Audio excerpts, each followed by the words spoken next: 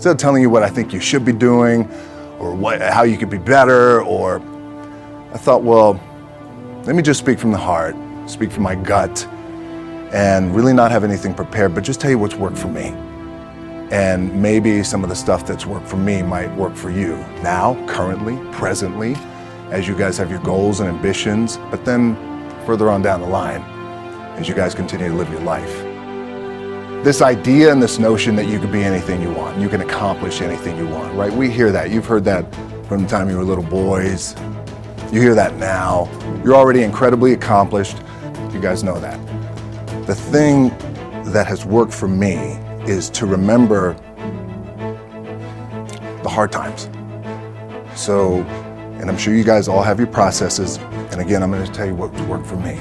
So before a big movie comes out, before, back in the days when I was wrestling with WWE, a WrestleMania match, anything big that would happen, I would always take a moment and I'd just remind myself, all right, I was evicted when I was 14. We were kicked off the island. We couldn't live in Hawaii.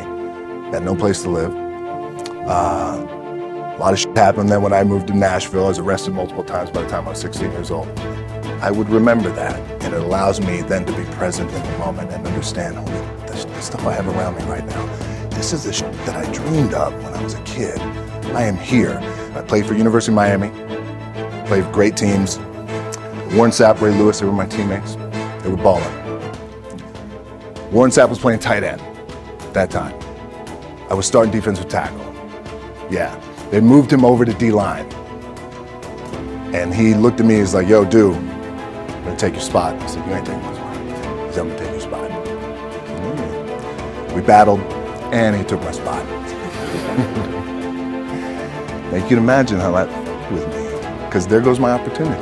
He went in, switched to defensive tackle, lit the world on fire. Well, what that did, it crushed me and it crushed my dreams. I had a piss poor senior year, zero production, no NFL, no combine invite, nothing. Finally went to the CFL, Calgary Stampeders, making $250 a week Canadian.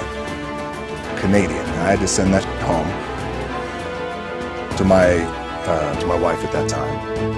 Had no money. So I remember that. I got cut from Canada. My dad, in his pickup truck, came down 4 o'clock in the morning, picked me up in Miami from Tampa. We lived in a little apartment in Tampa. He drove down in his little pickup truck to Miami to get me when I was cut from the CFL. And I thought, well, I leave home like you guys left home. I'm ready to tackle the world, get after it, achieve my dreams and goals. Crushed by 22, 23 years old. Now I got to move back in with my mom and dad. I played on great teams, though. Wait a second, this is not supposed to be my future. I'm supposed to be in the NFL right now. I'm supposed to be making a lot of coin and buying my parents, buying me, taking care of my wife, but it never happened. So I pulled out my wallet. I thought, well, let me see how much money I have. I opened it up. I had a 5, a 1, and change. Well, at least I rounded up to $7. But I thought, God, ain't this a bitch? I got $7 in my pocket. Where the f do I go now? What do I do? I can't go back to the CFL. The point comes where you hear that voice, big run's over.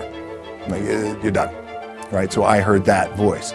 So as Coach was saying, man, I hold on to that. I'm telling you, my back is up against this mother. We laugh, we joke, we have a good time, but my back is still up against this mother. I do not forget it. What this also helps me do, and again, it works for me, is at some point, you gotta be tired of not being number one.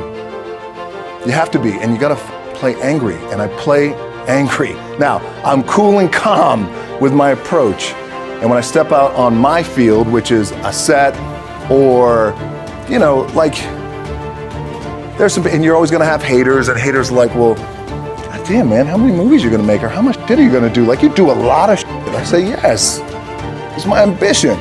Of course, why not? I could do it. Yeah, I love what I do. And not only that, but in what world do we not work every day?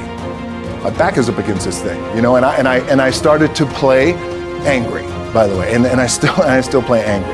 My last match, Brock Lesnar, transitioned, and I realized if I had to be great at something, I wanted to be great in this world of Hollywood and movie making, and producing and entertainment, I had to commit, and like you guys have to commit. Obviously, you commit to something, commit to the goal. So I quietly retired 2 years later, I thought, what did I do with my career? Because my movies were not doing well. I was written off. It was around 2006, 2007. I was like, I left, I pulled a Jim Brown. I left when I was on top, like number one in the wrestling business, and I left. It was a ballsy, gutsy, some call it stupid move, but I had to commit and I had to follow what was in my gut.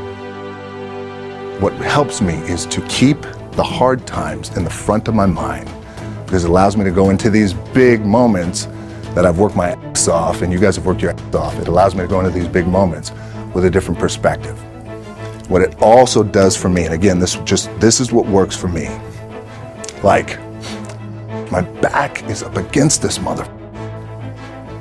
Every day, it's against this fucking wall. But it's up against this mother, because it's what I believe in. And when my back is against this mother, then there's nowhere to go. But that way. That's it. Doesn't mean you don't smile. Doesn't mean you don't laugh and joke. Right? You're happy. I'm happy. I'm a happy guy. But when it comes to business and when it comes to executing, it's up against this.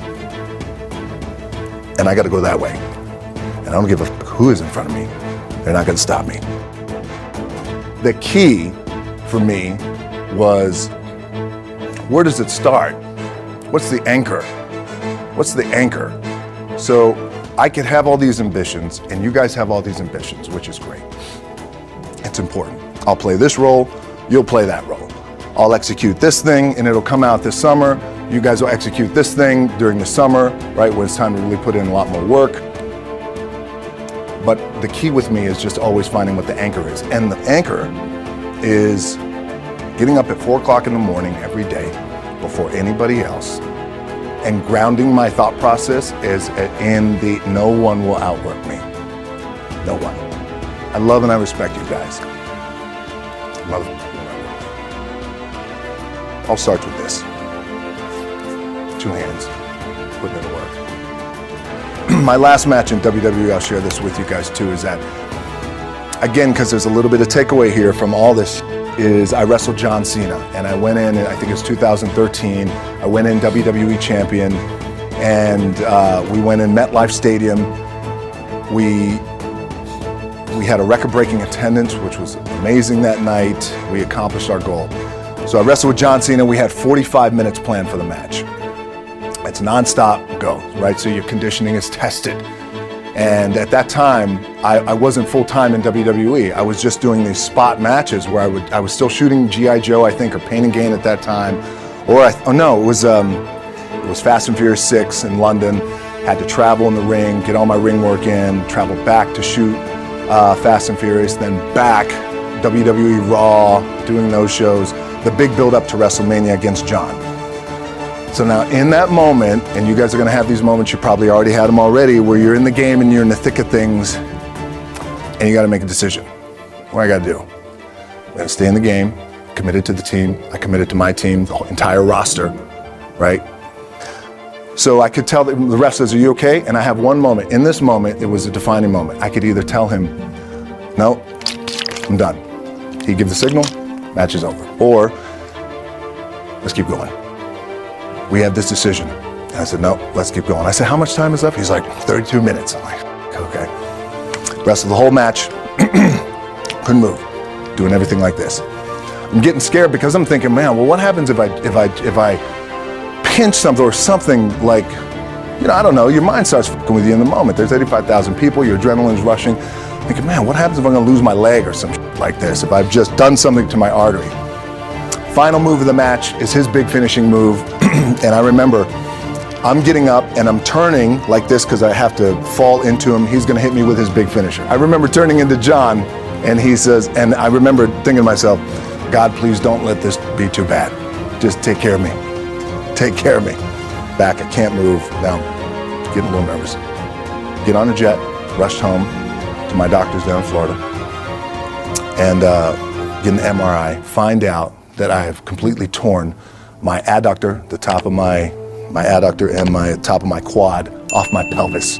What I was proud of was this, whatever the is going on, it's temporary, and it may me up at some point down the road. But I'm not going to let this opportunity go by without giving it my all.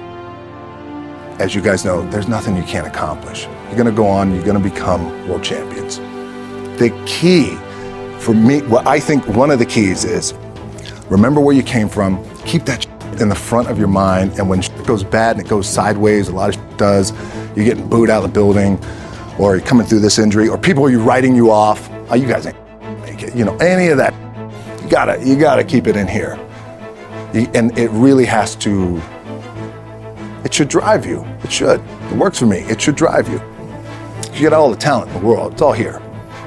Really, the two things I wanna say are, you gotta be the hardest workers in the room, and don't f the opportunity up.